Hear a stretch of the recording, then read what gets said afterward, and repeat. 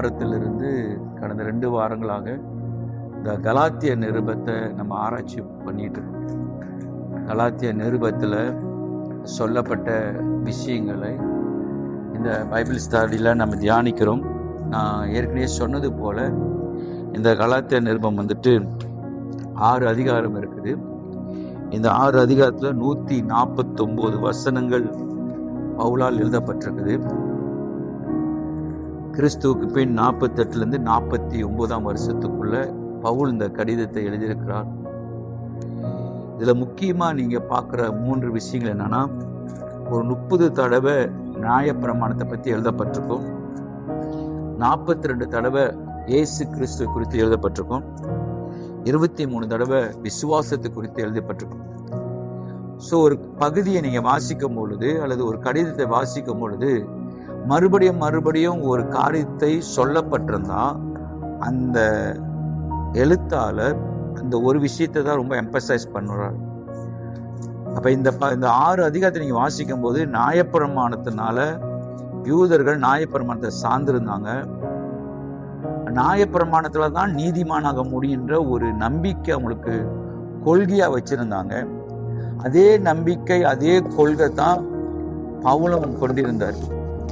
ஆனால் இயேசு அறிஞ்ச பிறகு நியாயப்பிரமாணத்தை பார்க்கிலும் விசுவாசத்தினாலே இயேசு என்ன செய்திருக்கிறார் என்பதை பவுல் இங்க திட்டமா பேசுறார்.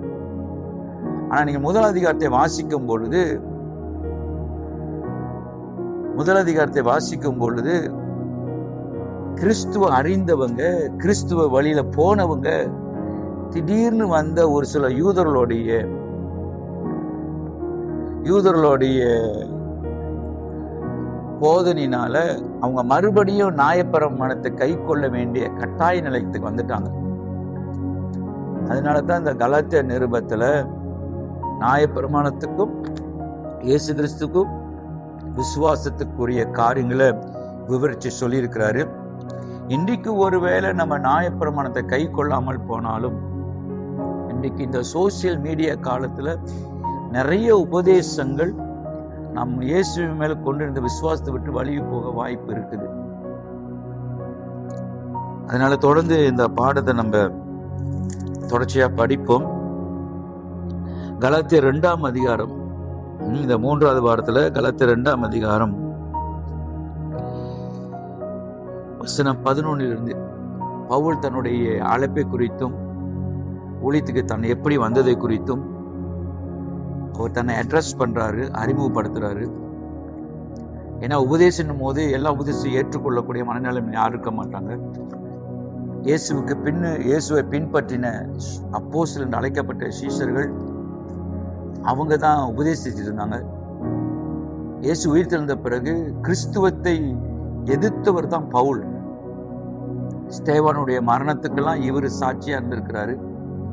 திடீர்னு தனிப்பட்ட ரீதியில் அப்போஸ்தலர் 9ஆம் அதிகாரத்துல பவுல் தமஸ்குக்கு போகும் பொழுது அவருக்கு ஒரு தொடுதல் ஏற்பட்டுச்சு. அதனால்தான் அவர் சுவிசேஷம் அறிவிக்கும் போது ஏற்றுக்கொள்ள மனதாரில் அது பர்னபா உதவி செஞ்சிருக்கிறாரு. ஒரு சிலர் ஏற்றுக்கொண்டாங்க. அதனால்தான் அவர் என்ன செய்யறாரு, கலாத்திய நிருபத்துல நான் எங்கே வந்தேன், எப்படி வந்தேன் என்று தன்னை அட்ரஸ் பண்ணி அறிமுகப்படுத்திட்டு மேற்கொண்டு சபையில் நடந்த காரியங்களை பேசுறாரு. அதுல கலாத்தியர் 2ஆம் அதிகாரம் 11ஆம் வசனம் பாருங்க. மேலும் பேதுரு அந்தியோக்கு வந்தபோது அவன் மேல் குற்றம் சுமத்தியதனால் நான் முகமுகமா அவனோடு எதிர்த்தேன். இங்க ஒரு சம்பவம் நடக்குது. அது என்னவென்றால், எப்படி எனில் யாக்கோப்பிடத்திலிருந்து சில வருடத்துக்கு முன்னே அவன் புறஜாதியோடு சாப்பிட்டான். அவர் வந்தபோது விருத்தசேதனம் உள்ளவருக்கு பயந்து விலக பிறதான். பேதுரு என்ன செஞ்சிருக்கிறாரு, புறஜாதியோடு உட்கார்ந்து ஐக்கியப்பட்டு சாப்பிட்டு இருந்திருக்கிறாரு. ஆனா யூதர்கள் வந்த உடனே என்ன செஞ்சிட்டாருன்னா, விருத்தசேதனம் உள்ளவர்களுக்கு, விருத்தசேதனம்னா யூதர்கள், பயந்து விலகி பிரிந்தானோ. மற்ற யூதரும் அவனோடு கூட மாயம் பண்ணினார்கள். பேதுருவோடு இருந்த மற்ற யூதர்களும் அந்த நேரத்துல மாயம் பண்ணினார்கள். அதாவது புறஜாதிகளோடு கலந்து உட்கார்ந்து ஐக்கியப்பட்ட அவங்க திடீர்னு விருத்தசேதனம் உள்ளவர்கள் யூதர்கள் வந்த உடனே இவங்க மாயமாலம் பண்ண ஆரம்பிச்சிட்டாங்க. அவருடைய மாயத்தினால பர்னபாவும் இழுப்புண்டான். பர்னபா ரொம்ப முக்கியமான ஒரு நபர், பவுலை அறிமுகப்படுத்தினவர். ஆனா அவரும் இழுப்புண்டு போயிட்டாரு. என்ன நடக்குதுன்னா, காம்ப்ரமைஸ் பண்றீங்க. புறஜாதிகள் மத்தியில நீங்க பழகிட்டு உடனே விருத்தசனம் உள்ளவள் வந்த பிறகு நீங்க மாயமலம் பண்றீங்க. அது நிமித்தம் நான் பேதுருவை எதிர்த்தென்றார்.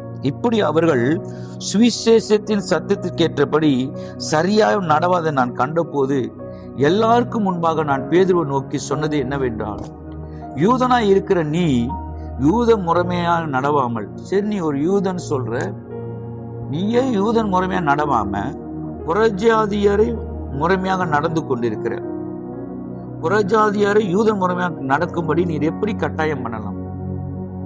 அதுதான் அன்றைக்கு கிறிஸ்துவ அறிந்தவர்கள், கிறிஸ்துவை பின்பற்றக்கூடிய உபதேசங்கள் சொல்லப்பட்டாலும் இந்த யூதர்கள் மெஜாரிட்டி இருக்கிறதுனால சபைக்குள்ள யூதர்களுடைய முறைமைகள் நியாயப்பிரமாணத்தை கை கொள்ள வேண்டிய என்ற போதனை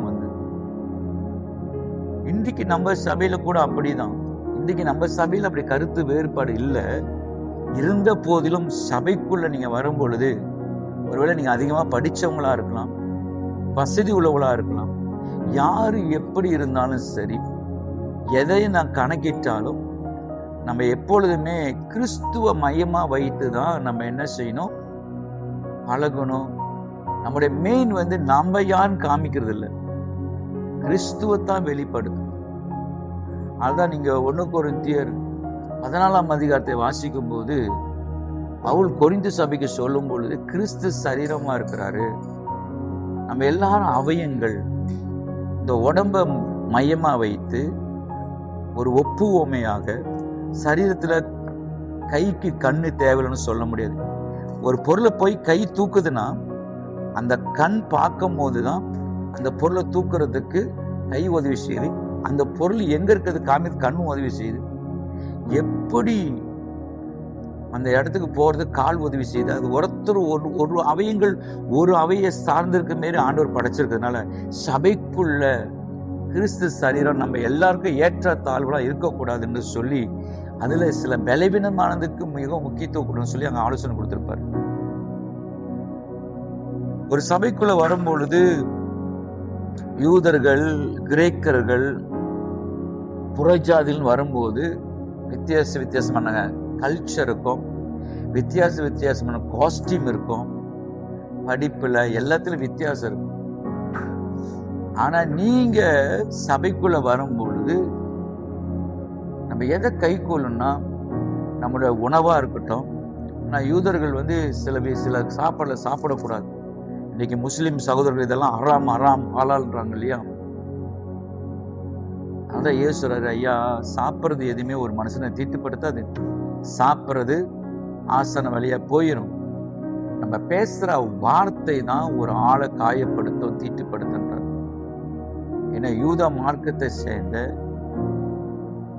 யூதா கோத்திரத்துல பிறந்த, இஸ்ரவேலுக்கு இரட்சகர் மீட்பரமாகிய இயேசு பிதாவின் தற்சுரூபம் பூமிக்கு வந்த பிறகு ஏற்கனவே ஒரு நம்பிக்கைக்குள்ள வாழ்ந்த இந்த யூதர்களுக்கு இதுதான் சொல்றாரு.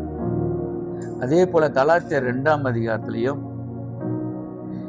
இந்த யாக்கோப்பு, பர்னபா, பேதுருலாம் விருத்தசேதனம் உள்ளவர்கள் வந்த பொழுது அவங்க மாயபலம் பண்ண ஆரம்பிச்சிட்டாங்க. நம்ம சபையில இதை தவிர்க்கணும். ஏற்றத்தாழ்வு, படிச்சவங்க, படிக்காதவங்க, வசதி உள்ளவங்க, வசதி இல்லாதவங்க எல்லாம் நம்ம பார்க்கக்கூடாது. எப்பயுமே ஏற்கனவே நான் சொன்னது போல Christianity is not religion, is relation. தேவன் மதத்துக்கு உட்பட்டவர் இல்ல, மனதுக்கு உட்பட்டவர். மனதை சார்ந்திருக்கலாம். பிரிவினை வருவதற்கு பிரச்சனைகள் தான் காரணம். ஆனா அது என்ன பிரச்சனை நீங்க பார்க்கணும். 15வது வசனம் பாருங்க, கலாத்தியர் 2:15. புறஜாதியரில் பிறந்த பாவிகளா இராமல் சுபாவத்தின்படி யூதராய் இருக்கிற நாமும் இயேசு கிறிஸ்துவை பற்றும் விசுவாசத்தினாலின்றி நியாயப்பிரமாணத்தின் கிரியையினாலே மனுஷன் நீதிமாக்கப்படுதல் என்று அறிந்து, நியாயப்பிரமாணத்தின் கிரியினால் அல்ல, கிறிஸ்துவை பற்றும் விசுவாசத்தினாலே நீதிமானாகும்படிக்கு கிறிஸ்து இயேசுவின் மேல் விசுவாசிகளாகணும். வசனம் விளங்குதுங்களா? இங்க பிரச்சனை என்னன்னா, ஏன் பவுல் வர்றதுக்கு முன்னாடி, மன்னிக்கணும், இந்த விருத்தசேதனம் உள்ளவர்கள் வர்றதுக்கு முன்னாடி பாவிகளோடு சரசமும் உட்கார்ந்து சாப்பிட்ட இவங்க விருத்தசேதனம் என்று சொல்லப்பட யூதர்கள் வந்த பிறகு ஏன் இவங்க மாயம்பலம் பண்ணாங்கன்னா, காரணம் என்னன்னா, அவங்க இன்னும் நியாயப்பிரமாணத்தை விட்டு வெளியே வரவே இல்லை. நியாயப்பிரமாணம் இதைதான் சாப்பிடணும், இதான் சாப்பிடக்கூடாது, ஓய்வு நாளை மீறக்கூடாது. இதனால்தான் இயேசு ஓய்வு நாளில் நோயை சுகமாக்கும் பொழுது, குஷ்டரோகிகளை தொடும் பொழுது, ஆவிகிட்ட பழகும் போதெல்லாம் அவர் கொலை செய்யற அளவுக்கு அவங்க என்ன செஞ்சிட்டாங்க, முடிவெடுக்க ஆரம்பிச்சுட்டாங்க. கொலை செய்யறதுக்கு திட்டமிட்டார்கள், கொலை செய்ய வகை தேடினாங்க. ஏன்னா இவர் ஒரு யூதனா இருக்கிறாரு, நியாயப்பிரமாணத்தை மீறாரு. ஆனா இயேசுவோட கூட இருந்த யோவான் தான் சொல்றாரு, இவர் ஆதியிலே வார்த்தையா இருந்தார், அந்த வார்த்தை தேவனிடத்துல இருந்தது, அந்த வார்த்தையே தேவனா இருந்தது. இப்ப என்னன்னா, இயேசு மனுஷகுமாரனா வெளிப்பட்ட உடனே இவங்க காலகாலமா ஆபிரகாமின் தேவன், ஈசாக்கின் தேவன், யாக்கோபின் தேவன் என்று சொல்லி மோசையினால் கொடுக்கப்பட்ட பிரமாணங்களை காலங்காலமா கை கொண்டதுனால பல வருஷங்களுக்கு பிறகு இயேசு மனுஷகுமாரன் அவதரிக்கும் பொழுது அவர் மெசியாவும் ஏற்றுக்கொள்ளல. அவர் ஒரு யூத மார்க்கத்துல இருக்கிறதுனால யூத கொள்கையை மீறாருன்னு சொல்லி தான் யூதர்கள் தான் அவரை சிலுவையில அறைந்தார்கள்.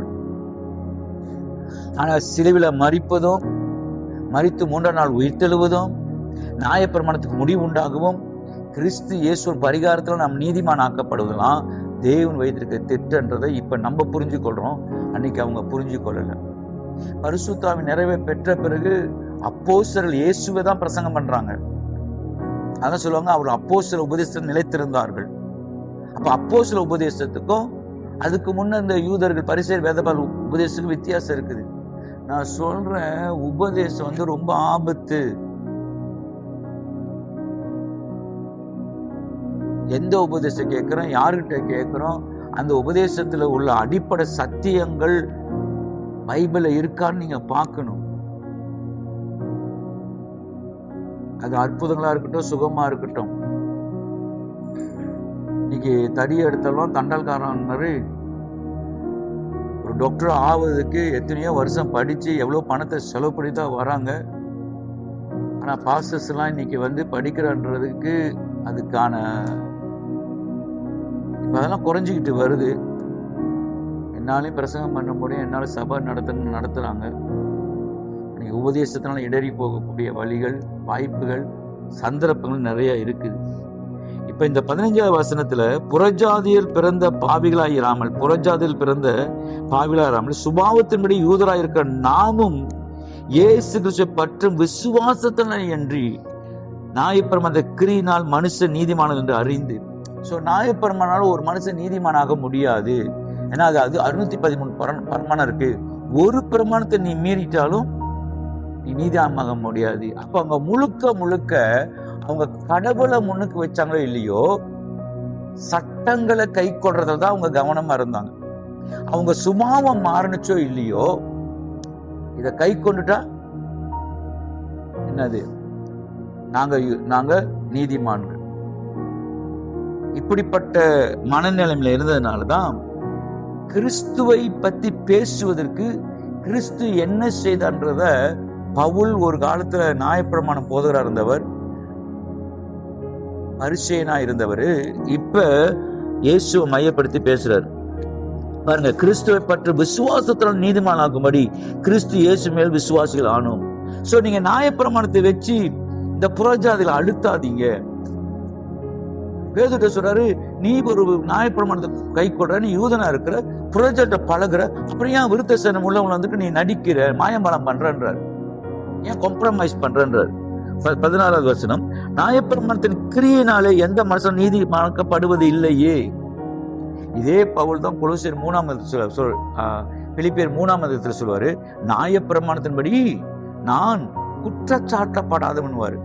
ஆனா இப்ப சொல்றாரு, நியாயப்பிரமாணத்துல நீதிமானாக்கப்படுவதில்லையே. அது எந்த அடிப்படையில் சொல்றாருன்னா, வேதம் வச்சிருக்கிறவங்க ரோமர் 3 28ஆம் வசனம் பாருங்க. 28ஆம் வசனமும் 20ஆம் வசனமும். ரோமர் 3ஆம் அதிகாரம் எடுத்து வாசிக்கிறீங்களா? 20ஆம் வசனம் பாருங்க. பாவத்தை அறிகிற அறிவு நியாயப்பிரமாணத்தால் வருகிறபடியால். பவுல் கலாத்தியர் எழுதும் போது அடுத்த அதிகாரத்தை நீங்க வாசிக்கலாம். நியாயப்பிரமாணத்தை தவறுன்னு சொல்ல, நியாயப்பிரமாணம் என்ன செஞ்சது, கிறிஸ்து என்ன செய்திருக்கிறார். நியாயப்பிரமாணத்தினால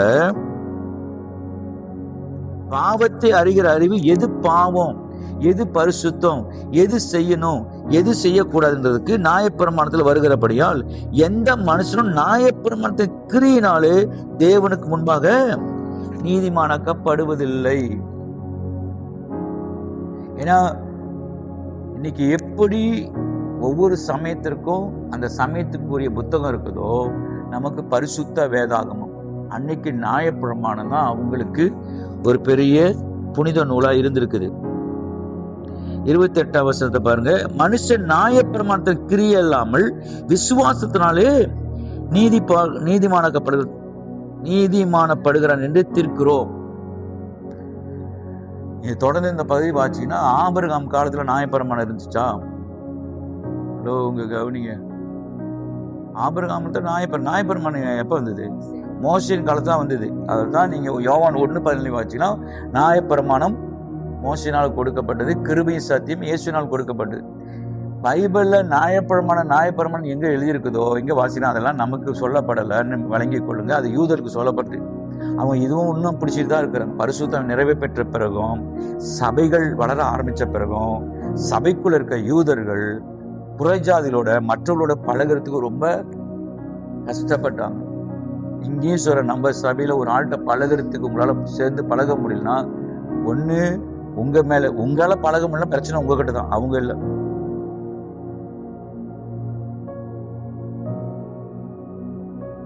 ஏன் உங்களால பழக முடியும்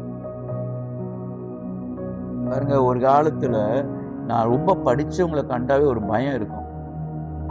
அதுல குறிப்பா அவங்க இங்கிலீஷ் பேசினாங்கன்னா, நான் எங்க இங்கிலீஷ் பேசி பிழையா பேசுறேன்றதே பேச பயப்படுவேன். ஒரு வாட்டி நான் இங்கிலீஷ் பேசும்போது ப்ரொனவுன்சியேஷன்ல பிழை விட்டதுனால என்னுடைய பாஸ்டர், என்னுடைய சீனியர் பாஸ்டர் வீட்டுல சொல்லி எல்லாம் காமெடியா சிரிச்சாங்க. அதே எனக்கு ஒரு பெரிய அவமானமா இருந்தது. அதுக்கு பிறகு நான் இப்படி முடியாது, நான் ஏதாவது ஒரு விதத்துல கற்றுக்கொள்ளணும்னு பேச ஆரம்பித்தேன். ஏதோ ஒரு அளவு பேசுறேன். உங்க படிப்போ, உங்க அழகோ, உங்க திறமையோ, உங்களுக்கு இருக்கிற அபிஷேகமோ மற்றவங்களோடு இணைய வைக்கணும் தவிர, அது மற்றவங்களை தூரப்படுத்தினா சம்திங் ராங் சம்வேர். அது கலாத்தியர் நிருபத்துல இந்த பிரமாணம் தான். அதுதான் பவுல் ஆதரமா சொல்றாரு. ஆபிரகாம் தேவன், ஈசாக்கின் தேவன். இந்த ஆபிரகாம்லாம் நியாயப்பிரமாணம் இல்லாத காலத்திலேயே விசுவாசத்துல நீதிமான் ஆகிட்டாரு. நீங்க ஏன் இன்னும் நியாயப்பிரமாணத்தை பிடிச்சிட்டு இருக்கீங்கன்னு. அதனாலதான் நினைக்கிறேன், இயேசு கமாலியா பாதத்துல படிச்ச பக்திமானா இருந்த, கடவுளுக்காக வைராக்கியமா வாழ்ந்த பவுலை ரசித்திருக்காரு போல இருக்கு. அதனால்தான் நிறைய கேள்விகளுக்கு ஞானம் உள்ள இந்த பவுலை பயன்படுத்திருக்கிறார். சரி, கலாத்தியர் 2:17 வாங்க. கிறிஸ்துவுக்குள் நீதிமானாக்கப்படும்படிக்கு நாடுகிற நாமும் பாவிகளாக காணப்படுவோமானால் கிறிஸ்து பாவத்துக்கு காரணரோ அல்லவே. கிறிஸ்துவுக்குள் நீதிமானாக்கப்படும்படி நாடுகிற நாமும் பாவிகளாக காணப்படுவோமானால் கிறிஸ்து பாவத்துக்கு காரணோ அல்லவே. நான் இடித்து போட்டவைகளையே நான் மறுபடி கட்டினால் பிரமாணத்தை மீறுகிறேன் என்று காணப்படுவேன். தேவனுக்கென்று பிழைக்கும்படி நான் நியாயப்பிரமாணத்திற்கு மறித்தேன். அவர் சொல்றாரு, நியாயப்பிரமாணத்துக்கு மறிச்சிட்டேன். 20ஆம் வசனம் பாருங்க. கிறிஸ்துவுடனே சிலுவையில் அறையப்பட்டேன், ஆயினும் பிழைத்திருக்கிறேன். இனி நான் அல்ல, கிறிஸ்துவே எனக்குள் பிழைத்திருக்கிறார். நான் இப்பொழுது மாமிசத்தில் பிழைத்திருக்கிறதோ என்னில் அன்பு கூர்ந்து எனக்காக தம்மை ஒப்பு கொடுத்த தேவனுடைய குமாரனை பற்றும் விசுவாசத்தினாலே பிழைத்திருக்கிறேன். நான் தேவனுடைய கிருபையை விருதாக்குவதில்லை. நீதியானது நியாயப்பிரமாணத்தில் வருமானால் கிறிஸ்து மரித்தது வீணா இருக்குமே.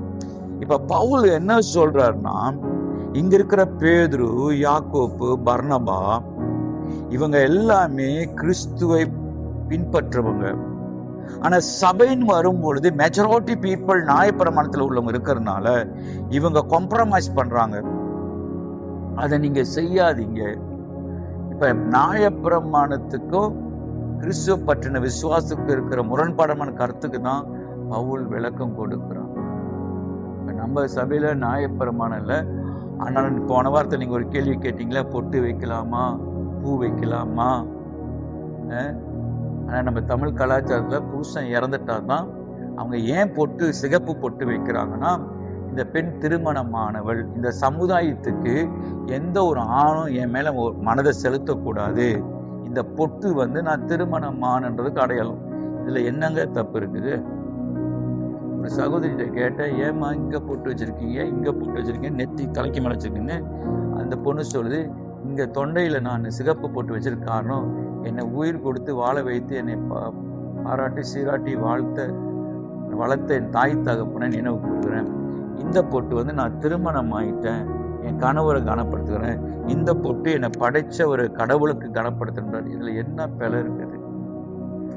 ஆனா சில சபைகளில வேறுபாடான உபதேசம், எப்படி நியாயப்பிரமாணம் கிறிஸ்து இதுல வேறுபாடு இருந்துச்சோ அதே போலதான் இன்னைக்கு நம்மளா ரட்சிக்கப்பட்டுட்டா.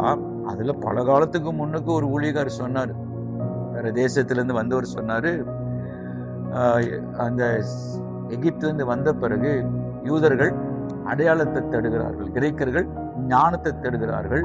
பவுல் சொல்றார், நாங்களோ சிலுவில் அறையப்பட்ட இயேசு பிரசு.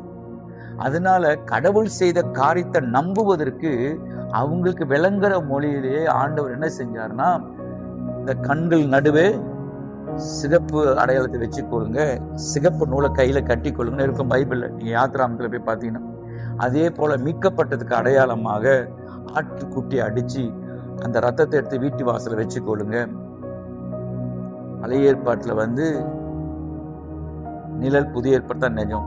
இப்ப சிலுவையில் அடிக்கப்பட்ட ஆட்டுக்குட்டியானவர், அவங்க எகிப்துல இருந்து மீட்கப்பட்டாங்க, நம்ம பாவத்துல இருந்து மீட்கப்பட்டோம். சோ அதனால போகிற இடத்துல நீங்க பாருங்க, கில்காலுக்கு வரும்போது ஜோஷுவா அந்த ஜோர்டான் கடந்து வந்த பிறகு ஆண்டவரே சொல்வாரு, நாளைக்கு இங்க 12 கற்கள், 12 கோத்திரத்து கடையில் 12 கல்லு வை, காலங்கள் வரும்போது உங்க சந்ததி இது என்னன்னு கேட்டா இந்த இடத்துல நடந்த அற்புதத்தை விளக்கி சொல்வதற்கு அந்த அடையாளம் வைக்கப்பட்டது. அதனாலதான் ஆமோஸ் 5ஆம் அதிகாரம் 4, 5, 6 வாசிச்சீங்கன்னா, பெத்தேலுக்கு போகாதீங்க, கில்காலுக்கு போகாதீங்க, பேர்சபாவுக்கு போகாதீங்க. ஏன்னா இந்த பெத்தேல், கில்கால், பேர்சபாலெல்லாம் கடவுள் செய்த அற்புதங்களுக்கு அடையாளமாக. இவரு பெத்தேல் யார் பேர் வச்சா? யாக்கோபு. அதுக்கு முன்னாடி இடம் பேர் என்னது? ஊஸ் என்ற பட்டணம். ஆண்டவர் இங்க சந்திச்சாரு, இது தேவனுடைய வீடு. வானத்து மாசத்துல ஒரு கல்லை எடுத்து நிறுத்தி எண்ணெயை வார்த்து ஒரு பொருத்தனை பண்ணிடுறாரு. நான் ஆசீர்வாதத்தோடு திரும்பி வந்தேன்னா என் எல்லா வீட்டிலும் தசம்பாகம் கொடுக்குறேன்னு. இன்னைக்கு எப்படி ஒரு இடத்த பண்றாங்களோ, இப்ப அன்னைக்கு கூட பாருங்க, தானியேல் பாபிலோன் தேசத்தில் இருக்கும்போது எங்க பார்த்து ஜெபம் பண்ணுவாரு? ஜெருசலேமுக்கு நேரா. ஏன்னா ஜெருசலேம் தான் தேவனுடைய ஆலயம். இன்னைக்கு நம்முடைய முஸ்லிம் சகோதரர் எதை பார்த்து பிரார்த்தனை பண்றாங்க? மக்காவுக்கு நேரா. நீங்க போய் ஒரு ஹோட்டல்ல பாத்தீங்கன்னா ஒரு ஏரோ வச்சிருப்பாங்க பாருங்க. சோ இடத்த பிடிச்சுக்கிட்டாங்க, ஆனா தேவனை பிடிக்கல. அதான் இயேசுறாரு, தேவனை எங்கும் தொழுது கொள்கிற காலம் வருது. தேவன் கூட சொல்ல, பிதாவை எங்கும் தொழுது கொள்கிற காலம் வருது. சமாரியா பெண் சொல்றாரு, உன் லைஃப்ல எத்தனை புருஷனோட வாடுறதுக்கு காரணம் என்ன தெரியுமா? உனக்குள்ள ஒரு தாகம் இருக்குது, உனக்கு திருப்தி இல்லை. என்கிட்ட கேட்டோம்னா தாகம் எடுக்காம தண்ணீரை கொடுக்கணும் தான் நாங்க மலையில தொழுது கொள்றோம், நீங்க ஜெருசலம்ல தொழுது கொள்ற. அவங்க பார்க்கிற யூதர்களுக்கு ஜெருசலம் என்கிறது யூதாவின் தலைவர் ஜெருசலம்ல தாவீது கட்டின ஆலயம். அதெல்லாம் சரித்திரபூர்வமானது. இயேசு இந்த ஆலயத்தை இடிச்சு போடுங்க, 3 நாளுக்குள்ள நான் எழுப்புறேன்னா அவரோட சரீரத்தை சொல்லும் போது கூட அவங்க எதிர்த்தாங்க. இந்த ஆலயத்தை கட்டுறதுக்கு எத்தனையோ வருஷம் ஆயிடுச்சு, ஆனா ஆண்டவரை விட்டுட்டாங்க. இன்றைக்கு நம்மளும் அப்படிதான். அதான் நான் அடிக்கடி சொல்றேன், நீங்க சர்ச்சுக்கு வரதை விட தேவன்கிட்ட வாங்க. சர்ச்ன்றது இக்லேசியா. நம்ம எல்லாம் கேதர், ஆண்டவரை மகிமைப்படுத்தி ஒரு குடும்பமாக, ஒரு அவையமாக, ஒருத்தருக்கு ஒருத்தர் உதவி செஞ்சு, ஒருத்தருக்கு ஒருத்தருக்கு ஜெபித்து, ஒருத்தர் விசாரித்து, ராஜ்யத்தை, kingdom mentality, we must build the kingdom of God. அதுதான் இயேசு ஜெபிக்கும் போது சொல்றாரு, பரமண்டல இருக்க எங்கள் பிதாவே உம்முடைய ராஜ்யம் வருவதாக. ராஜ்யம்னா நீங்க ரூல் பண்ணுங்க. எப்ப பார்த்தாலும் கஸ்தூரிக்கும் சேகருக்குள்ள பிரச்சனையே திருத்துக்கிட்டு இருந்தா எப்ப ராஜ்யத்தை கட்ட போறோம்? உங்களையே ஒப்புருவாக்கிக்கிட்டு இருந்தா. ஏன்னா நம்ம ஏதோ சேர்ச்சுக்கு வரோம், 4 பாட்டை பாடுறோம், 40 நிமிஷம் பிரசங்கம் கேட்கிறோம், அதோட 4 நாளுக்கு பிறகுதான் இந்த பாட்டு வருவோம். ஆனா நம்ம சுத்தி இருக்கிற ஜனங்களுக்கு இங்க ஒரு கிங்டம் இருக்குது, ஒரு ராஜ்யம் இருக்குது. நீங்க பாருங்க, பரிசுத்தம் ஊற்றப்பட்ட பிறகு எல்லாருமே பொதுவா அனுபவிக்க ஆரம்பிச்சுட்டாங்க. எல்லாத்தையும் வித்து கொண்டு வந்து அப்போஸ்தலர் பாதத்துல வைக்க ஆரம்பிச்சுட்டாங்க. பயங்கரமா மூவ் ஆயிடுது. சபை எலும்ப சபைக்குள்ளதான் பிரச்சனை. பார்த்தீங்களா? இதை நம்ம சரியாக்கணுங்க. அதான் பவுல் சொல்றாரு, கிறிஸ்துவோடு கூட சிலுவையில் அறையப்பட்டுட்டேன், ஆயினும் பிழைத்திருக்கிறேன். ஒரு தெரியுமா, யூத முறைமைப்படி சிலுவை என்றது மரத்தில் தூக்கப்பட்ட சபிக்கப்பட்டது. நான் இறந்துட்டேன்றார். என்னுடைய எல்லா நம்பிக்கை, என்னுடைய எல்லா விசுவாசம், நியாயப்பிரமாணத்தை பற்றின அந்த வைராக்கியத்தை எல்லாத்தையும் நான் என்ன செஞ்சிட்டேன்? சாகடிச்சிட்டேன். ஆயினும் இப்ப நான் வாழ்றேன். இனி வாழ்வது நான் அல்ல, இனி நான் அல்ல, கிறிஸ்து எனக்குள் பிழைத்திருக்கிறார். நான் இப்பொழுது மாம்சனால் பிழைத்திருக்கிறதோ என்னில் அன்பு கூர்ந்து எனக்காக தம்மை தாமே ஒப்பு கொடுத்த தேவனுக்கு குமாரப்பட்ட விசுவாசத்தினால் தான் வாழ்றேன். I didn't depend the law. நான் நியாயப்பிரமாணத்தை இப்ப சார்ந்திருக்கல. இந்த இடத்துக்கு நீங்களும் நானும் வரணும். சிலுவையை எடுத்து கார்ல மாட்டுறது, அது எதுக்கு மாட்டுறோம்? கழுத்துல மாட்டிக்கிறோம், காதுல வச்சுக்கிறோம், கார்ல மாட்டிக்கிறோம். அது ரொம்ப பேருக்கு என்னன்னா பிசாசு அடிச்சிடக்கூடாது. ஏன்னா மற்ற சமயத்திற்கு ஒரு நம்பிக்கை இருக்குது போல, நம்ம முஸ்லீம் தேசத்துல சிலுவை அடையாளன்றதே அவங்க ஏற்றுக்கொள்ளக்கூடாத இடத்துல இருக்காங்க. நிறைய இடத்துல சர்ச்சில் சிலுவை வைக்கும் போதெல்லாம் எடுக்க சொல்லியிருக்காங்க. இல்லைங்க, பவுல் அப்படி பார்க்கல சிலுவை. அது அடுத்த 3ஆம் அதிகாரத்துல இருக்கும். சிலுவை என்னத்துக்கு, எது மரிச்சதுனால என்ன நடந்தது? டோட்டலி நான் அல்ல, கிறிஸ்தியனில் வாழ்கிறார். சிலுவையை பார்க்கும்போது அந்த சிலுவையில இயேசு செய்த முக்கியமான காரியங்கள், அவருடைய பிறப்பு, எதுக்காக பிறந்தாரு, அவருடைய பாடுகள், மரணம், உயிர்த்தெழுதல். பிறப்பு, இறப்பு, உயிர்த்தெழுதல். அதான் சிலுவையில் அறையப்பட்ட கிறிஸ்துவை பிரசங்கிக்கும் போது அதை அவங்களால ஏற்றுக்கொள்ள முடியல. 1 கொரிந்தியர் 1ஆம் அதிகாரத்தில் சொல்லுவார். அது எல்லாத்துக்கும் பைத்தியமா தோணுச்சு. ஆனா அந்த சிலுவைக்குள்ள இருக்கிற மேன்மை, அந்த சிலுவைக்குள்ள இருக்கிற இயேசு செய்த மேலான காரியத்தை அவங்களால தியானிக்க முடியல. நான் தேவனுடைய கிருபையை விருதாக்கவில்லை. நீதியானது நியாயப்பிரமாணத்தினால் வருமானால் கிறிஸ்து மரித்தது வீணா இருக்கு. நியாயப்பிரமாணத்தை தான் நம்ம நீதிமானாக முடியும். நியாயப்பிரமாணத்தை செஞ்சா தான் தேவனுடைய நீதியை நம்ம பார்க்க முடியும். கிறிஸ்து மரிச்சதுக்கு, ஏன்னா இப்ப சபைக்கு சொல்றாரு. பழைய ஏற்பாடுல இயேசு வரத்துக்கு முன்னா நியாயப்பிரமாணத்தை கை கொண்டுதாங்க. இப்ப சபைக்கு சொல்றாரு. சரி, இதுல ஏதாவது கேள்வி இருந்தா கேள்வி கேளுங்க. ஒரு ஃபியூ மினிட் கொடுக்குறேன். ஏதாவது கேள்வி இருக்கா, சந்தேகம் இருக்கா? உங்களுக்கு எல்லாம் புரிஞ்சிருச்சுன்னு அர்த்தம்.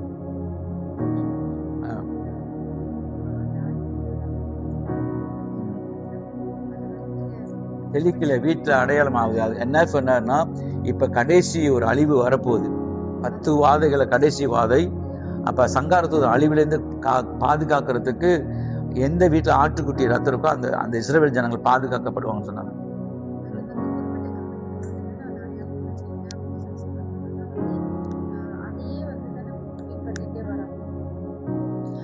நீங்க வீடு வாங்கும் போது அது ஆண்டவருக்கு பிரதிஷ்டை பண்றது, அந்த வீட்டை ஓனர் பண்ண தவறு கிடையாது, அது தவறு கிடையாது. ஆனா என்ன சொல்றோம்னா, பழைய ஏற்பாட்டில் அங்க செஞ்சு இப்ப புதிய ஏற்பாடு அங்க ஆட்டுக்குட்டின் ரத்தம், இங்க ஆட்டுக்குட்டியான ஒரு ரத்தம். அவங்க எதுக்கு எகிப்திலிருந்து மீட்கப்பட்டதுக்கு அடையாளமாகத்தான் அது செய்யப்பட்டது. அதுதான் அவங்க பஸ்கா பண்ணினா பாஸ் ஓவர், கடந்து வந்தது.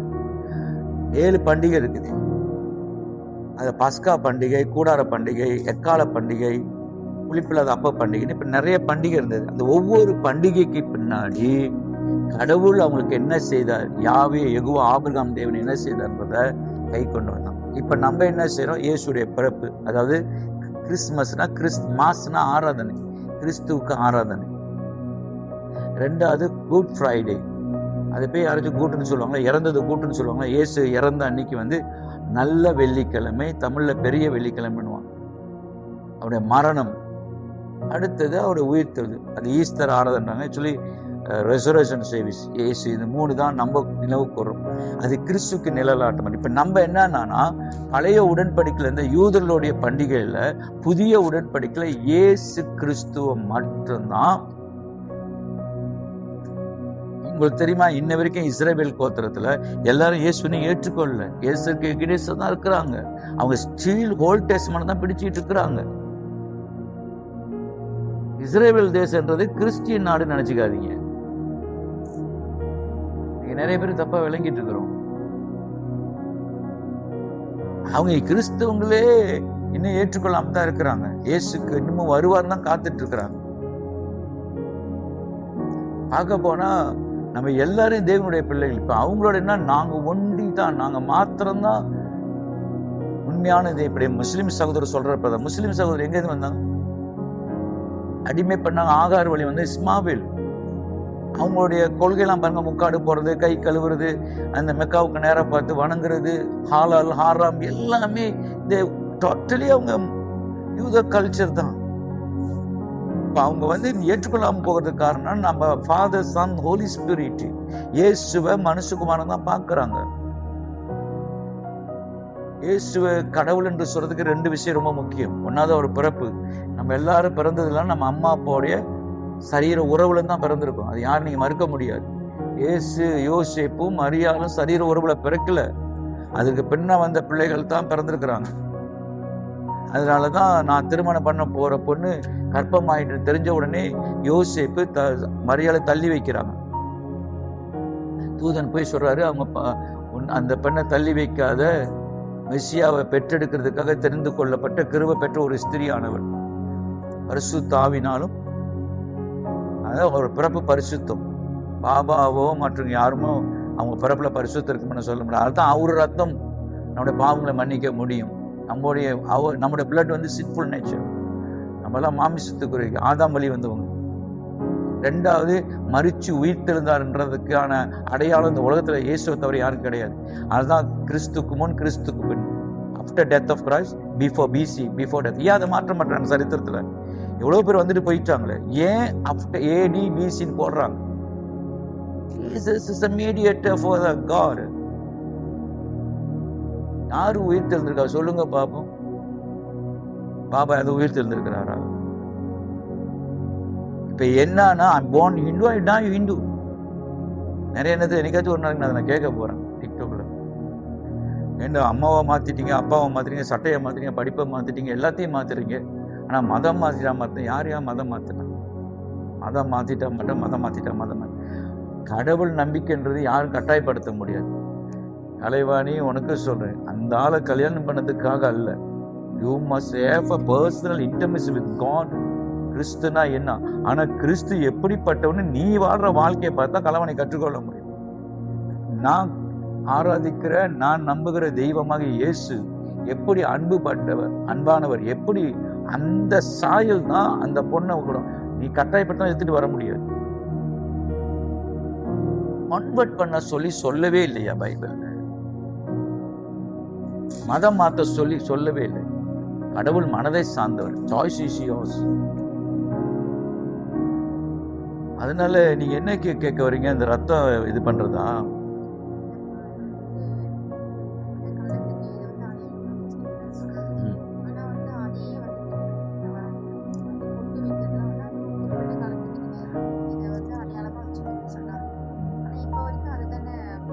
அதுதான் நீங்க புரிஞ்சு கொண்ட விஷயம் அப்படி இருக்குது.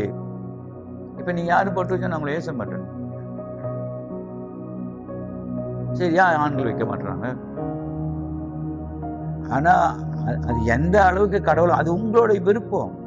ஆனா அதை கொண்டு வந்து இது சத்தியம், இதான் ரட்சிப்பு, இறந்தவனே போட்டு எடுத்துடுவாங்க. விதவை ஆனா தமிழ் கலாச்சாரத்துல வெள்ளர் சாரை கட்டுவாங்க. சில விதவைகளை வந்துட்டு சில சடங்காச்சாரம் உள்ள விட மாட்டாங்க. இப்ப அது பரவாயில்ல. ஆதி காலத்துல ரொம்ப பர்டிகுலரா இருப்பாங்க.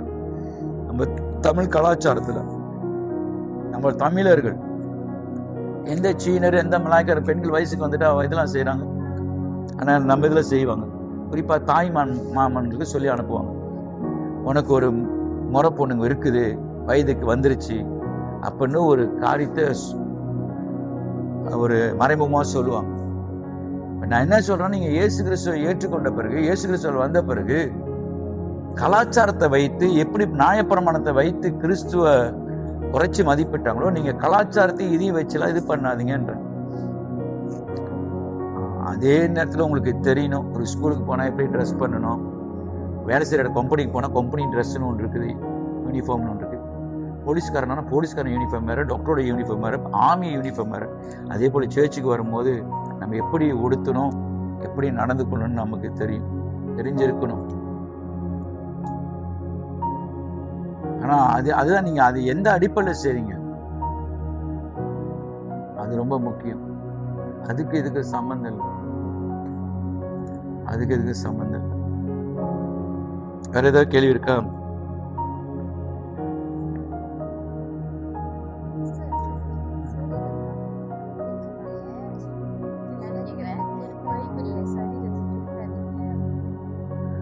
அது லேவியராகமத்துல சொல்லப்பட்டிருக்குது, உங்க சரீரத்தை அதை தான் டட்டூஸ்ன்றாங்க. அது ஆங்கிலத்தில் டட்டூஸ்ன்னு போட்டிருக்கு.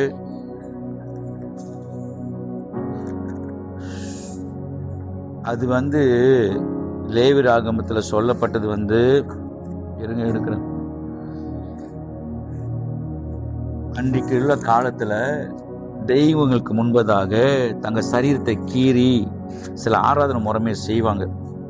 அந்த அடிப்படையில் சொல்லப்பட்டிருக்குது. ஆனா ஆங்கிலத்துல டட்டூஸ்ன்னு போட்டிருக்குது.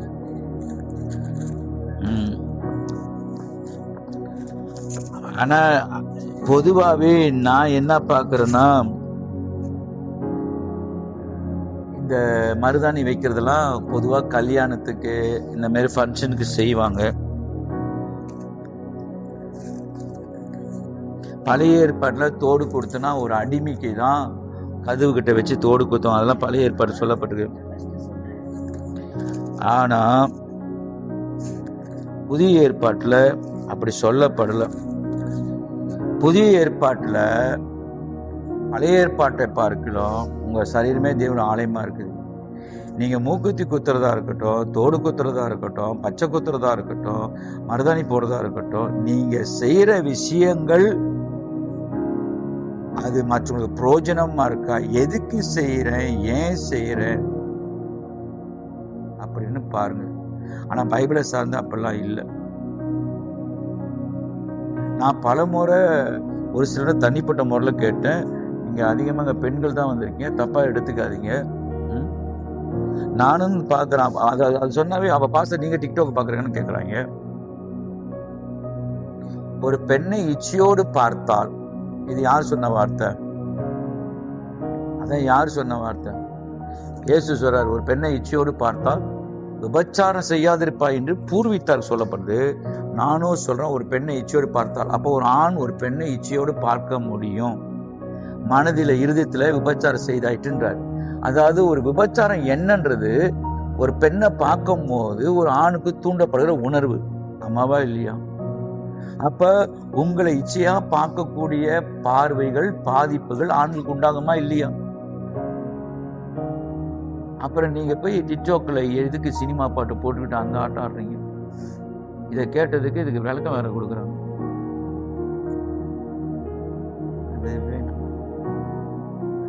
இல்ல, கடவுளுக்கு தெரியும் நான் என்ன செய்யறேன். அடுத்தது, நீங்க உலகத்துக்கு வெளிச்சமா இருக்க, இவ்விதமா மனுஷர் உங்க நல்ல செயலை கண்டு அவ்வளவு தேவனை மகிமைப்படுத்த முடியும் வெளிச்சம். இந்த சினிமா டான்ஸ்ல உலகத்துக்கு நீங்க என்ன சொல்றீங்க? இன்னொன்னு, எனக்கு இன்னொரு கேள்வி மேல கேள்வி வருது. நானும் தொடர்ந்து பாக்குறேன், எந்த ஒரு ஆம்பளையும் இந்த மாதிரி குதிச்சு கிச்சு ஆட மாட்டாங்க.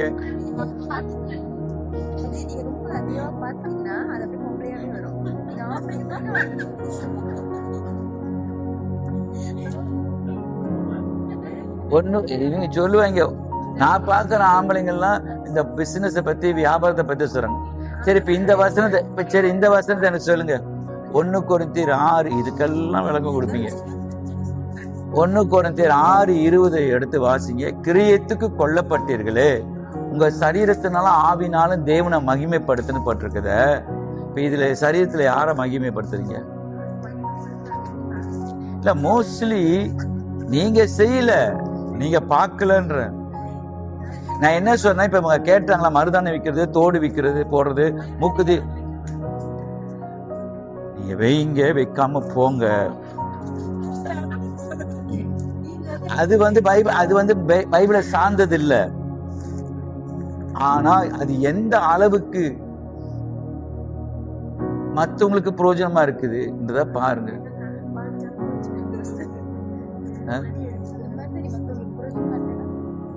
வச்சுக்கிட்டு இப்ப அழகா இல்லையா நீன்னு? இவங்களுக்கு அழகே இல்லையா? மரதாணி போட்டாதான் அழகு வருது. அதுக்கு எதுக்கு சம்பந்தமே இல்லை. அதை நீங்க வச்சுக்கோளுங்க. என்ன ரோசம்?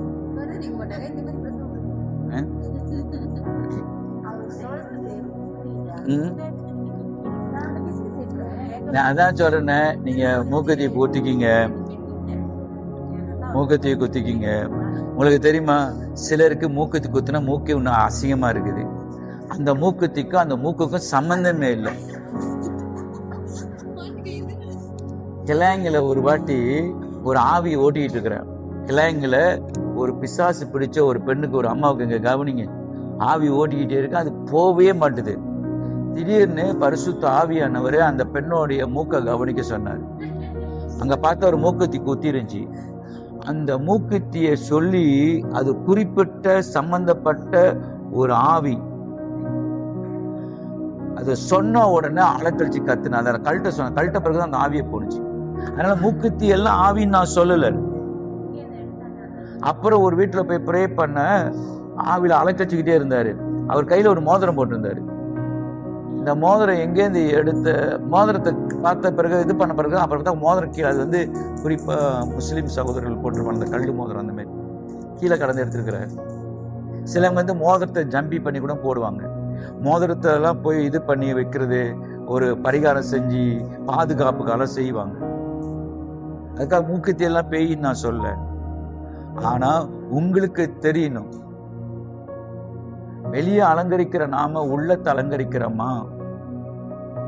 வெளியே அலங்கரத்துக்காக நிறைய பிரயாசப்படுறோமே, மனசு அலங்கரிக்கிறதுக்கு பிரயாசப்படுறோமான்னு கேட்கிறேன்.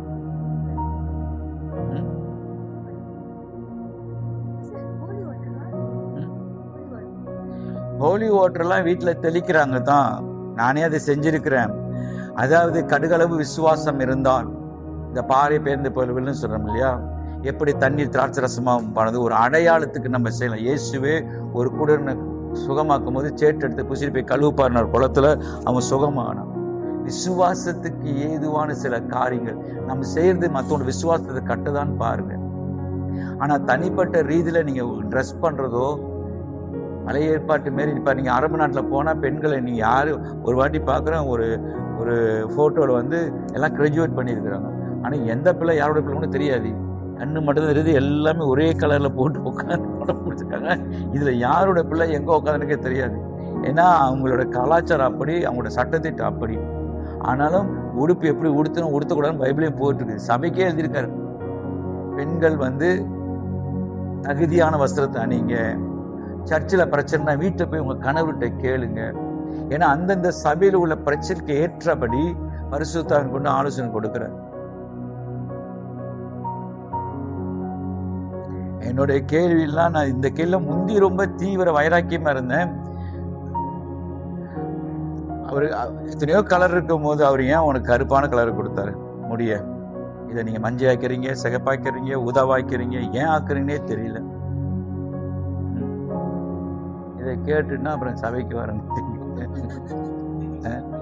கடவுள் படைக்கும் போது சீசனா ஜனவரி டு மார்ச் பச்சை கலரு, மார்ச் டு ஜூன் நீல கலரு, ஜூன் டு ஆகஸ்ட் ஊதா கலரு, அப்புறம் பிரவுன் கலர் இப்படி கொடுத்திருந்தா ஓகே. நீ வயதாயிட்ட அப்படின்ற ஒரு வயதை தாண்டி வரும்போதுதான் இயல்பாகவே முடியெல்லாம் வெள்ளையாகுது. நீ வயது ஆகிட்டு இருக்கிற முதிர்ந்த வயது. அதை மாத்தி பச்சையும் சிகப்பும் சிவப்பும்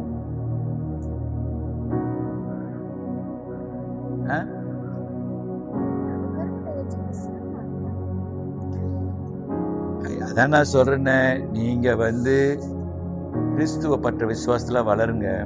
இந்த ட்ரெஸ்ஸோ, முடி கலர் அடிக்கிறதோ, பொட்டு வைக்கிறதோ, அது அது உங்களுடைய அடையாளம் இல்லை.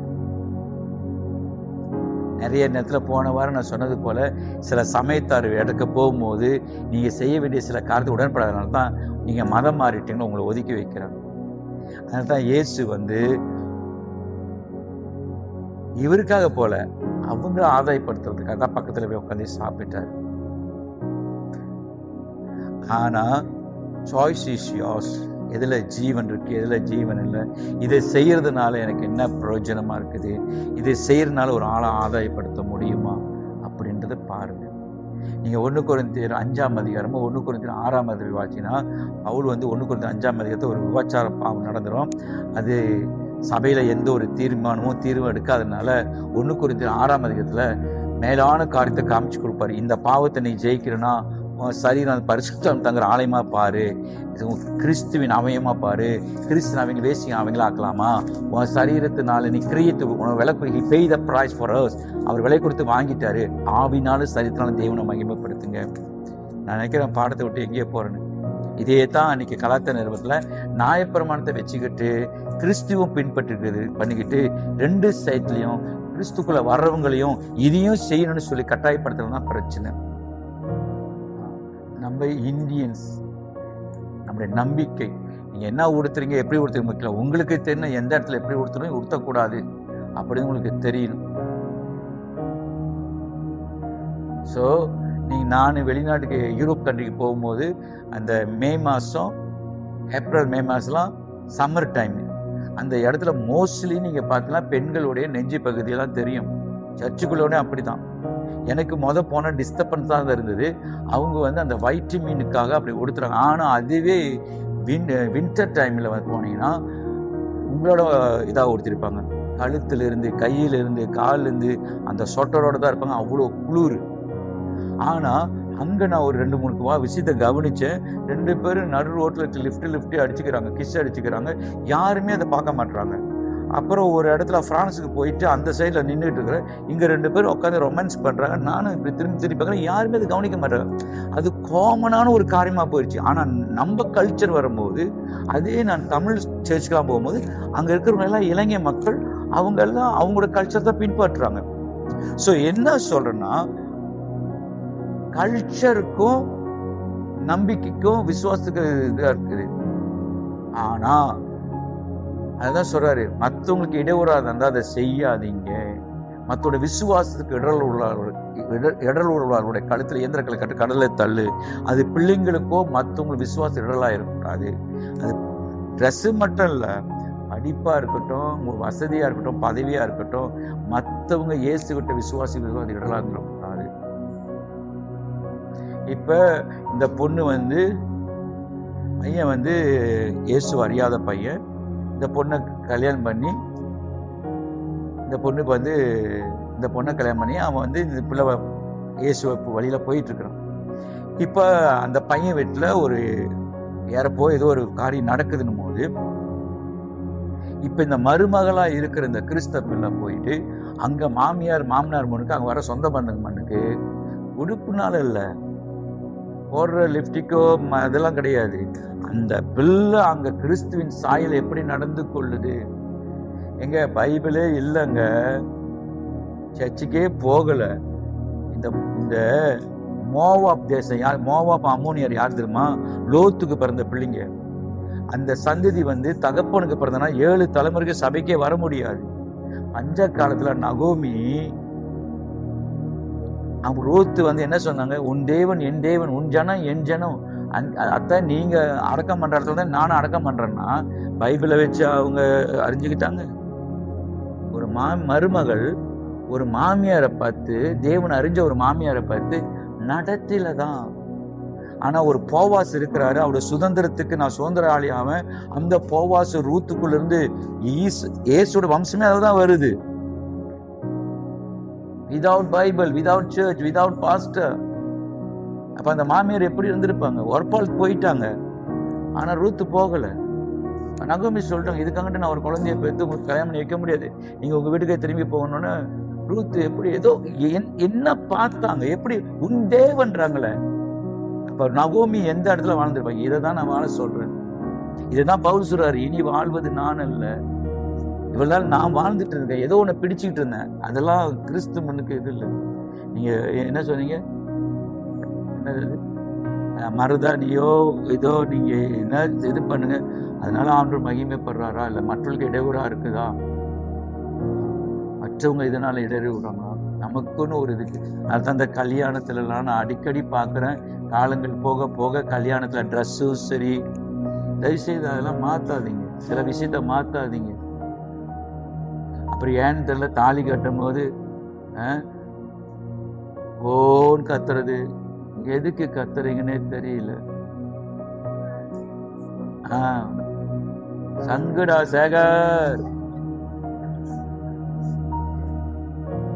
இல்ல ஒரு இடத்துக்கு போனா என்ன மாதிரி அந்த மாதிரி போகுது, காலங்கள் போக போக போகுது. தயவு செய்து சில விஷயங்களை எல்லா இடத்துக்கும் ஆவியினாலும் சரிதான் தேவனை மகிமைப்படுத்துங்க. சரி, ஏதாவது கேள்வி இருக்கா? 3வது அதிகாரத்தை அடுத்த வாரத்தில் நம்ம தியானிப்போம். பிரயோஜனமா இருந்துச்சா உங்களுக்கு? ஏதாவது கேள்வி இருக்கா? God bless.